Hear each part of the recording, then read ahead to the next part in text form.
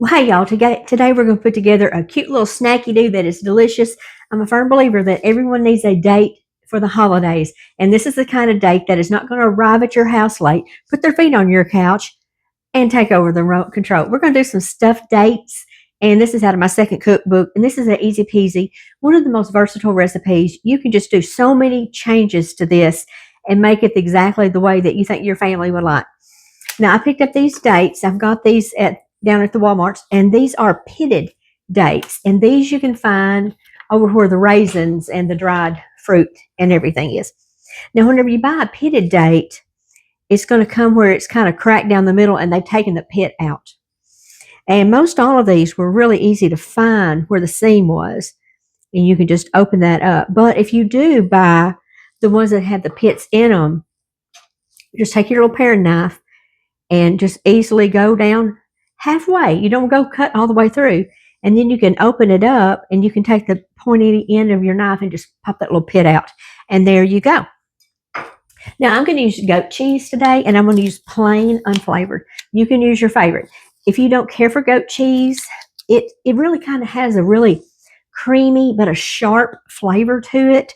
If you don't care for goat cheese, you can use regular cream cheese with feta, or you could just use feta and with Parmesan. You can use whatever's in your refrigerator, y'all. But I was warming up our dinner today in the old air fryer back here in the studio kitchen.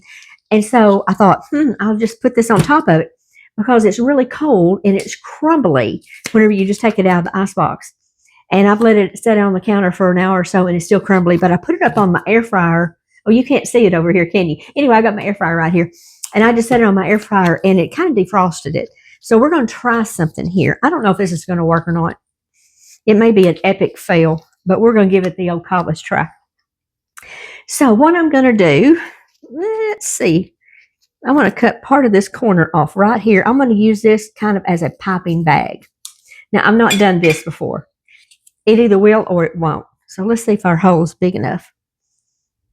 Let's see here. Yeah, there we go. Hey, we're on to something there. So anyway, you're going to take your cheese of choice, and you're just going to put it right there in the middle.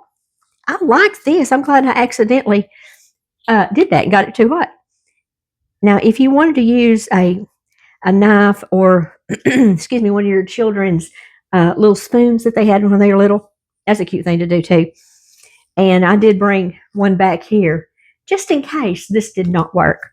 But I think it is, so I think I'll do this from now on. Excuse me. I've got some whole pecans here. And you do not have to use a pecan if you don't want to. If your family has nut allergies, or if you're going to take this someplace and you're not quite sure what's going on with them and their health, you can leave the pecan off. You can crush the pecans and put those in a dish, and then take your little bit of goodness and go tap, tap, tap, and put the pecans in the chips on it like that. And you can bake these in your oven, or you can bake them in your air fryer, which is what I'm going to do today. Let's just, I think this is kind of was it Bob Ross called it a happy, remember the painter with the curly hair, a happy mistake? It's not mistake. Anyway, y'all know what I'm talking about. But anyway, I just love party food. I could eat this every day of my life. And then occasionally I'd have to go get me a big old plate of soup beans and cornbread, because you can't just live on party food all the time. Oh, there we go.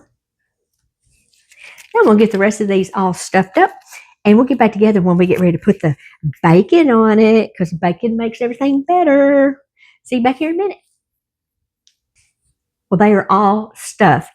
Now I'm going to take a whole pecan, and I'm just going to smush it right down, right there on that cream cheese. And we're just going to put one on each one of these. Easy peasy, just like this. And smashing them in here like this will kind of help, just in case some of the, whenever I was piping it, if it didn't get all the way down into the bottom.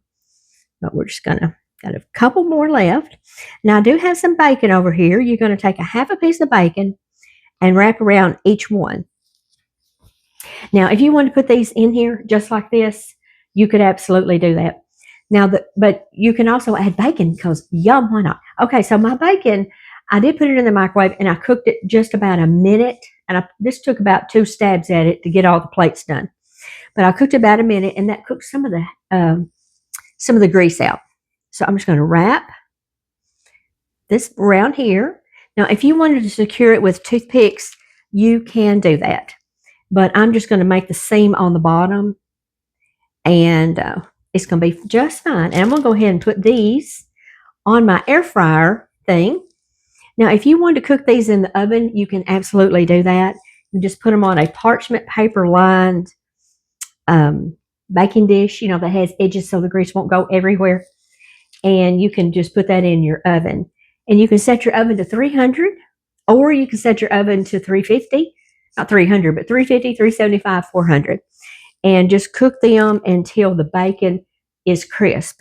Now, you do want to use thin bacon. This is not the time to get out the good thick bacon. This is thin bacon time, because if you get your thick bacon, by the time your bacon is done, your cheese is going to run smooth out of these things, and you're going to have a mess, and you're going to have wasted product.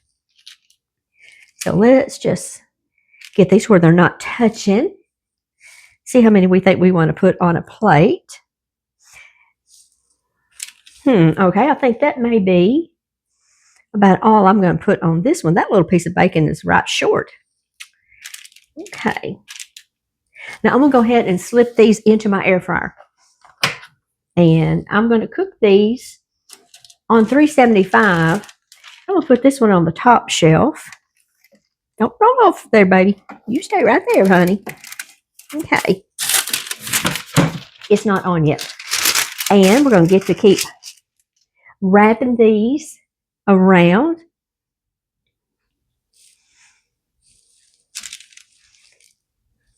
Okay, well, here is our very last one.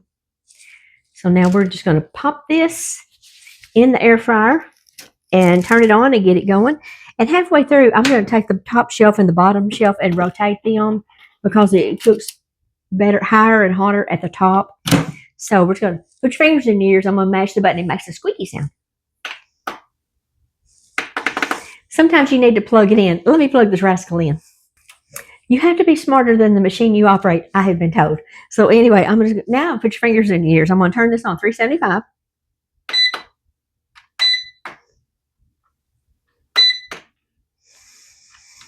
And let's see, I'm going to set this for 15. Let's set it up to 20 minutes. And about 10 minutes in, I'm going to rotate them.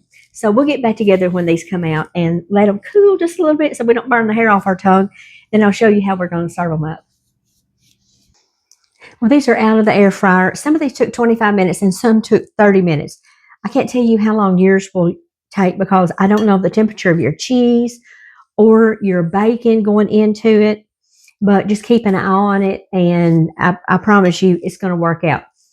Now, one thing that you can do if you don't want to use bacon, and I'm going to put these on a pretty glass plate and then some on just this wooden thing, so you kind of see you have options. You can add, instead of using bacon, you could add prosciutto, and you could just wrap it like we did the bacon, or you could take it and just completely encapsulate it in there. Now, you may want to turn these over halfway and let them cook on the bottom side. But it really doesn't take that long, and it's a really easy little thing to do. You can do these the day before and let them sit out and get room temperature. They're cold is okay. Hot is not okay.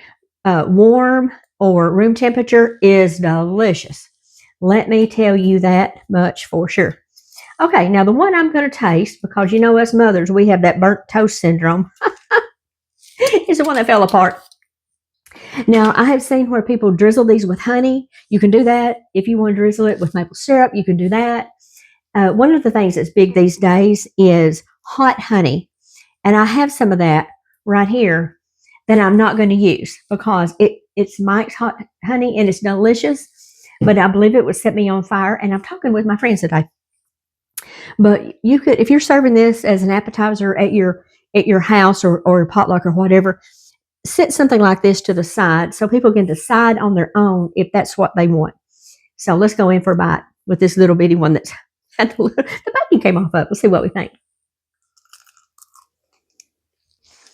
Y'all, that is absolutely delicious. The date is sweet. The twanginess of the goat's cheese kind of calms it down. They kind of make a great partner. The pecan gives it just a good little bit of a crunch in there. And the bacon, I mean, there's all kinds of good things you say about bacon. Anyway, this is in my second cookbook, along with all kinds of other goody things. Both cookbooks are gluten-free, but you don't have to make them gluten-free if you don't want to. You can use your favorite flours and use my recipes and have great results. And I'll put that information in the comments, not in the caption of the video, it'll be in the comments. Okay, y'all, look how good these are. I think I'll go in there and see if my husband wants one. He's watching football. Woo-hoo.